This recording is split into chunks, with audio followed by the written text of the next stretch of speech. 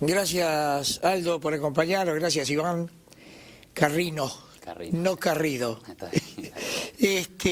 Bueno, se ha tomado un lindo trabajo de desmenuzar el compuesto de impuestos que tiene cualquier ciudadano, ¿no es cierto?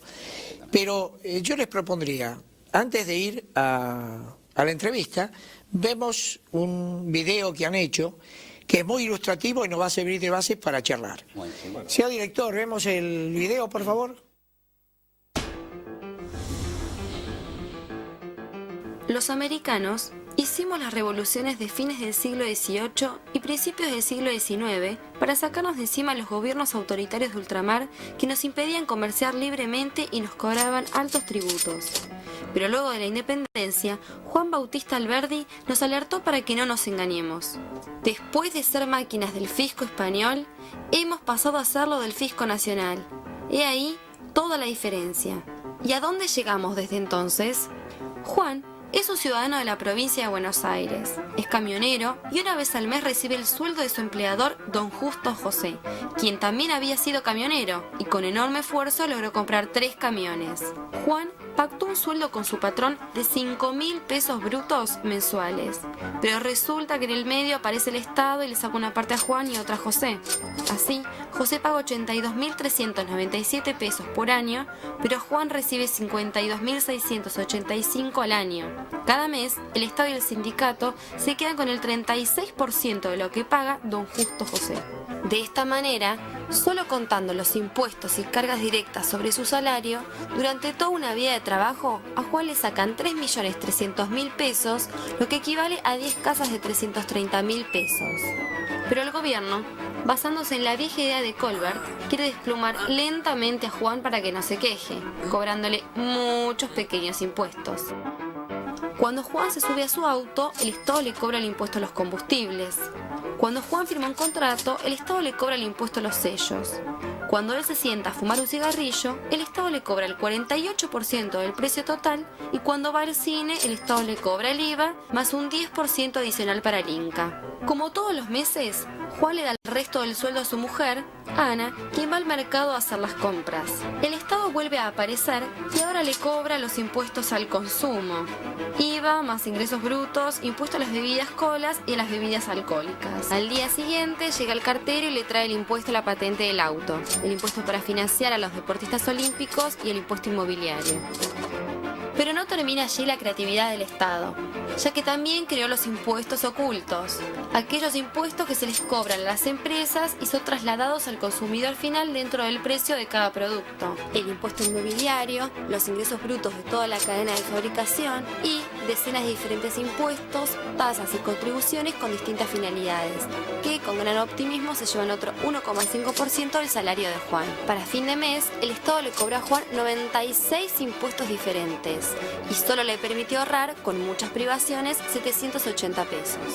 Pero la voracidad estatal no terminó y aún queda el peor impuesto, que, sin ser aprobado por el Congreso, le pega muy fuerte a los más pobres: la inflación, que es un 24% sobre los ahorros y sobre el dinero que se queda en cuenta corriente o en el colchón. De este modo, el Estado le sacó a Juan el 50% de su dinero. Por lo tanto, cada año él trabaja 183 días para el Estado y solo 182 días para él y su familia. Despertate, Juan. ¿No estás cansado de que te obliguen a hacer trabajos forzosos? Si Juan ganara 10.000 pesos, entonces el Estado se quedaría con el 52%. Si fuera un ejecutivo, la cifra superaría el 60%. Y si tuviera un campito en Pehuajó, se hubiese convertido ya en un siervo de la gleba, que tributa el 84% de sus ingresos y se queda con apenas el 16%.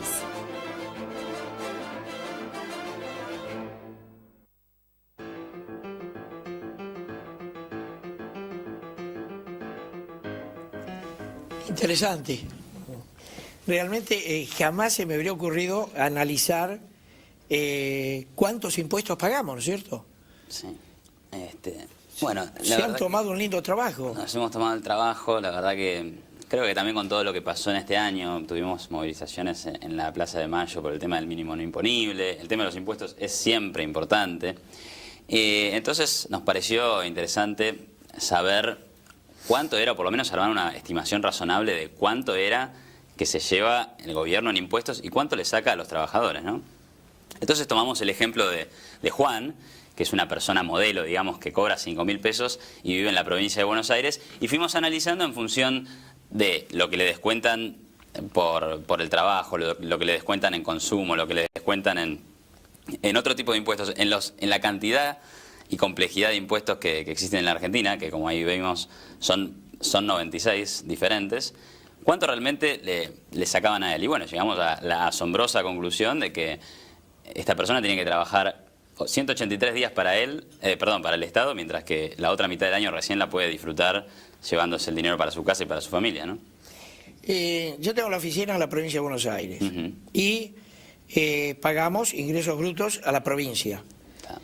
No les importa si ganaste o perdiste, porque vos, es decir, podés facturar 50.000 y vas a pagar impuestos e ingresos brutos por 50.000, pero tus gastos son 80.000. Así que encima que perdés, pagás el impuesto que para mí es distorsivo. Sí, por otro lado, un típico ejemplo de eso son las retenciones, que afectan justamente al sector exportador de la Argentina, y ahí en el video veíamos cómo carga eso en un pequeño chacarero de Peguajó que tomamos como ejemplo. Uno dice, ¿cómo 84%? No puede ser, pero si ese señor producía soja, ¿sí? Ya de movida por haber producido soja, le están sacando el 40%, más todos los demás impuestos que pagan el resto de los productores. Claro. Con lo cual, ¿cómo no vamos a llegar a una cifra de más del 80% de retención sobre el total de los ingresos? Y lamentablemente, más allá de que se nota una fuerte oposición y por lo tanto el gobierno no parece tener voluntad en términos de avanzar en nuevas retenciones o en incremento de las existentes, en realidad es que nos han metido por la ventana una nueva retención, una retención móvil, como la de la 125, nada más que es para todos los exportadores. Esta nueva retención es el control de cambios. ¿Cómo funciona el control de cambios? El gobierno, como se tiene que financiar con el Banco Central fuertemente, lo obliga al Banco Central a emitir pesos para comprar los dólares que necesita el gobierno o para transferirle los pesos que también necesita el gobierno para afrontar sus compromisos, depreciando el valor del peso, lo que nosotros llamamos cobrando el impuesto inflacionario a la gente, ¿sí? Ahora, cuando nosotros hablamos de impuesto inflacionario, que eso lo sentimos individualmente en nuestros bolsillos, en el atesoramiento que tenemos en los pesos, cuando vamos a las góndolas, en términos de mercado cambiario, de lo que estamos hablando es de una caída en el valor de nuestra moneda. Si se cae el valor de nuestra moneda fuerte, lo que deberíamos ver es que todo sube contra el valor de la moneda, no solamente los bienes que compramos todos los días, sino también el dólar. Y eso es lo que vino a resolverle al gobierno, generándonos a todos los demás un gran problema y afectando nuestros derechos y libertades, el cepo cambiario. El control cambiario, en definitiva, lo que hace es sacar a los particulares y a las empresas del mercado cambiario oficial para permitirle al gobierno y al Banco Central no reconocer toda la depreciación del peso que están generando para financiar al Estado en el tipo de cambio.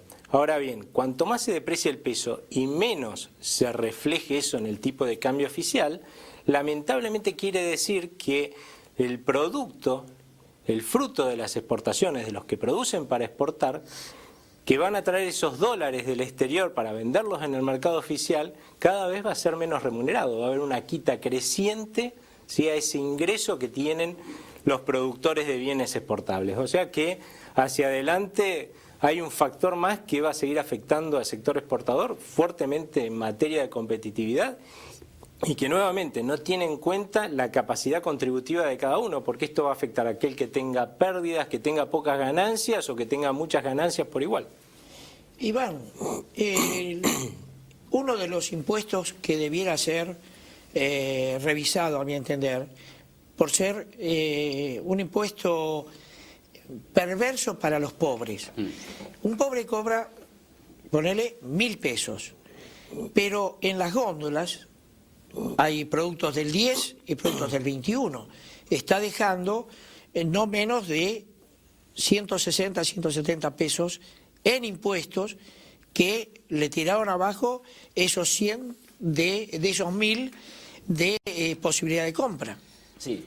Bueno, ese es uno de los temas que tratamos de investigar. La verdad que el peso que tienen los impuestos sobre varios de los productos que uno consume, o sobre todos, es bastante alto. Si te pones a pensar en la nafta, los combustibles, la nafta super, por ejemplo, paradigmático, el 48,7% del precio de la nafta super es impuestos. O sea que podemos hacer el supuesto de que elimináramos toda la carga impositiva que tiene la nafta super y en lugar de costarnos 6 pesos, nos va a pasar a costar 3 con algo, digamos, ¿no? Entonces, realmente, sí, yo también pienso que si uno bajara impuestos al consumo u otros impuestos, realmente tendría que haber una consecuencia en los precios a la baja. Y de última, si no la hubiera, lo que tendrías es una ganancia mayor de los que venden estas cosas. Pero bueno, si esta gente tiene una ganancia mayor, también puede estimular el ahorro estimula la inversión. Entonces, en definitiva, hay un círculo virtuoso por más que no se traslade directamente a los precios. Pero la verdad que podemos pensar que si revisamos algunos impuestos para abajo, probablemente la consecuencia sea que los precios sean menores. Y cuando los precios son menores, los que se benefician son los pobres y todos los que van a... cualquier persona que vaya a consumir bienes, ¿no? A vos, a mí, a nuestros invitados, van a la góndola y ese 21% se licúa porque nos ganamos 1000 pesos. Pero el más sumergido es el que más sufre este tipo de cosas. Y tendría que haber, a mi entender, un impuesto diferenciado. Es decir, no sé, una canasta que no tenga ningún tipo de impuesto para esa gente. Que nosotros buscamos las marcas más conocidas. Pero la gente que necesita no de marca sino de producto, y bueno, que no tenga impuesto ese producto y que los 1000 le resulten 1000. Y uno porque sabe que existe el IVA porque aparece por ahí en la factura, alguien lo menciona, pero por ejemplo el impuesto que vos mencionabas hace un rato, ingresos brutos, ¿sí? Que es los impuestos a las ventas como los que cobran las provincias son impuestos en cascada. Quiere decir que cuanto mayor la cantidad de gente que interviene para producir ese bien o servicio, en cada una de esas etapas se paga entre el 1,5 y el 3% del valor del producto que se transfiere, y a su vez en la siguiente etapa se paga impuestos sobre lo que le agregó de valor el nuevo señor, más el impuesto, más lo que valía antes, más el impuesto que ya se pagó antes, y así sucesivamente. Y pueden llegar a ser valores que por ahí son mayores que lo que uno está pagando en muchos bienes del IVA, ¿no? Una pregunta para los dos. ¿Cómo hacemos para no exportar impuestos? Eso es imposible. Lamentablemente, ese es uno de los grandes problemas que vemos hoy cuando hablamos de la pérdida de competitividad de los productores argentinos. Cuando uno habla de producir con semejante carga de impuestos, hay que tener en cuenta que en la Argentina la presión tributaria hoy es del 43% del PBI. Es el doble que hace 9 años y que sigue subiendo, y seguramente, dada la cantidad de impuestos y aumentos de alícuotas que estamos viendo que están proponiendo en las distintas legislaturas, en el Congreso de la Nación, pero también en las legislaturas provinciales y en los municipios, va a seguir en aumento. 43% del PBI es la carga tributaria. Bueno, eso que se llama carga tributaria en realidad no lo podemos imaginar en el caso de la gente que compra esos productos. Son los que pagan y bueno, son más pobres porque tienen que pagar esa carga tributaria. Pero el señor que exporta, por el producto que se exporta, uno lo que puede imaginarse es a un productor que tiene una mochila, en la cual todos esos impuestos que nosotros vayamos creando son piedritas que le vamos colocando en esa mochila. Y ahora nosotros, con semejante presión tributaria, con semejante carga de piedra, estamos pretendiendo que nuestro sector productor salga y compita en la carrera, en la maratón mundial del comercio exterior. Es imposible. Por eso es que hoy, lamentablemente, además de por el cepo cambiario y la subvaluación en definitiva de los dólares que traen, eso también está afectando tremendamente nuestra capacidad de vender el producto. Nuestro próximo invitado es el doctor Mario Fade, que es presidente de Tandanor. La gran carga de trabajo que tienen es exportar servicios, es exportar reparaciones, que prácticamente la mayoría son para exportar. Tienen que trabajar con márgenes muy pequeños de rentabilidad, porque no pueden estar exportando impuestos, son riesgo de dejar de ser competitivos y que las reparaciones vayan a otro astillero. Mira, hay dos noticias que salieron esta semana, son, por un lado, que Colombia está tratando de bajar impuestos al trabajo en Colombia, porque tiene un problema de desempleo bastante importante, cerca del 11%, y después lo que más llama la atención es que los mismos franceses están yendo en esta dirección. Francia, un país en donde uno no se espera este tipo de cosas, salió una noticia que parecería que están intentando un proyecto de ley donde querrían bajar los impuestos al trabajo. Y justamente por esto que mencionabas vos, para tratar de, por un lado, estimular a las empresas y por otro lado, mejorarles la competitividad en el mundo, ¿no? Uno espera que si bajan los impuestos al trabajo, los costos de las empresas bajen, entonces en ese sentido se hace más fácil competir, ¿no? Yo te decía que no había razonado la carga de impuestos que tenemos. Y me imagino aquel que tiene que salir a conquistar un mercado en el exterior, ¿cómo se las arregla? Es decir, ¿cómo ser competitivos?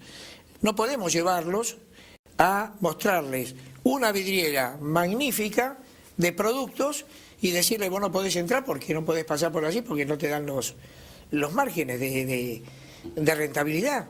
Sí, lamentablemente el control cambiario, en la medida que se sostenga en el tiempo, lo único que va a hacer es agravar esta pérdida de competitividad y por lo tanto la pérdida de rentabilidad de nuestros sectores que exportan bienes y servicios al exterior. Lo otro que ha afectado tremendamente a nuestro sector exportador fueron las restricciones a la importación. Lamentablemente en el mundo no se concibe producir eficientemente, es decir, los mejores productos al mejor precio sin poder mirar la góndola mundial para elegir los insumos y tenerlos luego en tiempo y forma en nuestras empresas, y lamentablemente eso ha pasado a ser una utopía para nuestros productores, no solamente en el hecho de que hoy por ahí tienen que comprar productos locales, insumos locales que son de peor calidad o más caro y por lo tanto tienen que salir a competir con un producto propio que también es de peor calidad y más caro, sino porque no puede contar con los insumos que necesita o tener la garantía de que va a contar con los insumos que necesita en tiempo y forma y tiene que tener mayores stocks. Y no solamente de los insumos que son importados, que les puedan retener en la aduana o hacerle problemas para entrarlo, sino también de los insumos locales, porque el proveedor local seguro que tiene algún insumo importado adentro del bien que me está mandando. Con lo cual, si a él le paran algún container en la aduana, también paso a tener problemas yo porque él no me puede proveer. O sea, con la cantidad de ineficiencias que le estamos poniendo a nuestro sector productor, queremos que salga a competir al mundo. Va a ser, francamente, cada vez más difícil. Si a eso le adicionamos que el resto del mundo, cuando ve las cosas que nosotros hacemos en términos de restricciones a las importaciones, empieza también a gestar represalias, o sea que nos paran nuestras exportaciones a sus mercados, la verdad es que la situación a futuro luce más que complicada, ¿no? Sí, yo quería agregar a lo que decía Aldo sobre el control cambiario. En la Fundación Libertad y Progreso, donde trabajamos, armamos un trabajo de investigación sobre lo que está pasando en Venezuela. En Venezuela tienen hace 10 años un sistema de control cambiario con todas las letras y en donde en realidad el dólar lo están manteniendo subvaluado. Hay una brecha enorme entre el dólar oficial y el dólar paralelo, pero mantener al dólar subvaluado, ¿qué es lo que ha generado en estos últimos 10 años? Bueno, que las exportaciones no petroleras, porque el petróleo siempre se exporta, es una mercadería demandada a nivel mundial enormemente, las exportaciones no petroleras de Venezuela vienen cayendo, se están desplomando, porque claro, no pueden exportar nada, porque sus productos hoy son muy poco competitivos, son carísimos en términos de dólares. Entonces lo que ha pasado es que de las exportaciones totales, las exportaciones no petroleras han caído en porcentaje enormemente, de estar en el orden del 20% de todas las exportaciones, ahora están en el 4%, que es casi mínimo, ¿no? Entonces, nada, para agregar. Lo que vos decías es un axioma que para poder exportar, primero tenés que importar, hasta que algún día, yo estoy de acuerdo con Moreno cuando pretende alentar la sustitución de importaciones, pero eso requiere de un programa de largo aliento. Vos no podés sustituir de un día para el otro. Lo que pasa es que la sustitución de importaciones se da justamente cuando uno deja que la gente produzca libremente y además cuando se respetan los derechos de aquellos que invierten en la Argentina, ¿no? Fundamentalmente el derecho de propiedad, ¿no? Me imagino a muchas empresas del mundo haciendo cola para colocar su dinero en un país que no deja repatriar las ganancias, por ejemplo. Ahora, si empezáramos a tener un país con gran seguridad jurídica, uno se imagina que ¿a dónde deberían ir las inversiones? Justamente deberían ir no a los sectores más competitivos comparativamente de la Argentina, sino en aquellos sectores que tienen menos ventajas comparativas con respecto al mundo, que hoy uno diría son más ineficientes, que por lo tanto una inversión en esos sectores exigiría que el riesgo percibido por los inversores sea mucho menor y por lo tanto la tasa de descuento que le exijan a este proyecto, que sería mucho menos rentable, pase a ser menor que la rentabilidad que va a tener y por lo tanto eso alienta la inversión en aquellos sectores que hoy parecen no tan atractivos. Pero nuevamente, la clave está ahí. Cuanto más nos metamos desde el Estado en lo que puede o no hacer un empresario con su capital, con su empresa, con su forma de producir, menos incentivos vamos a tener en la Argentina para que alguien venga a colocar su dinero, genere producción, riqueza y empleo, y por lo tanto también vamos a tener menos diversidad de producción, que es lo que pasa en Venezuela en definitiva. Iván, un minuto y nos vamos. Bueno, por ahí volviendo al tema de los impuestos, a veces se cree, los impuestos se cree que se ponen simplemente para redistribuir y alentar a aquellos que están menos favorecidos, pero en realidad, si te pones a pensar, le está sacando el 50% del fruto de su trabajo a las personas y por otro lado todas las consecuencias económicas que tienen los impuestos en términos de producción y generación de riqueza, al final puede que en realidad la causa de que existan los menos favorecidos sean los mismos impuestos, ¿no? Gracias Aldo, gracias Iván. Gracias a vos. Felicitaciones por el trabajo, me pareció magnífico. Bueno, muchas gracias. Vamos a un corte, señor director.